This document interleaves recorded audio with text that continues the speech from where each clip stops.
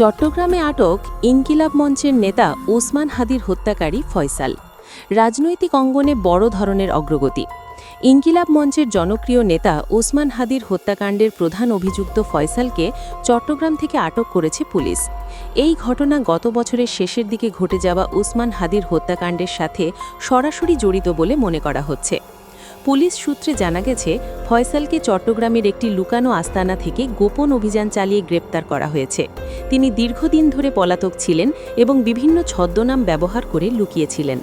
অভিযানে জড়িত একজন পুলিশ কর্মকর্তা জানান, আমরা গোয়েন্দা তথ্যের ভিত্তিতেই এই অভিযান চালিয়েছি।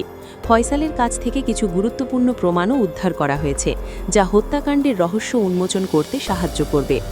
ওসমান হাদি ছিলেন ইনকিলাব মঞ্চের একজন সক্রিয় নেতা, যিনি রাজনৈতিক সংস্কার এবং জনগণের অধিকার নিয়ে সোচ্চার ছিলেন।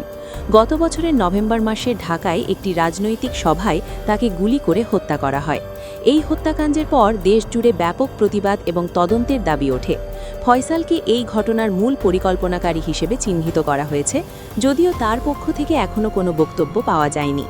ইনকিলাব মঞ্চের একজন মুখপাত্র বলেন, এই গ্রেপ্তার আমাদের নেতার মৃত্যুর ন্যায় বিচারের পথে একটি গুরুত্বপূর্ণ পদক্ষেপ। আমরা আশা করি পুরো ষড়যন্ত্র উন্মোচিত হবে এবং সকল দোষীদের শাস্তি হবে। অন্যদিকে ফয়সালের পরিবারের সদস্যরা এই অভিযোগ অস্বীকার করে বলেছেন যে তিনি নির্দোষ এবং এটা একটা রাজনৈতিক ষড়যন্ত্র। পুলিশ জানিয়েছে, ফয়সালকে আদালতে তোলা হবে এবং তদন্ত চলমান রাখা হবে।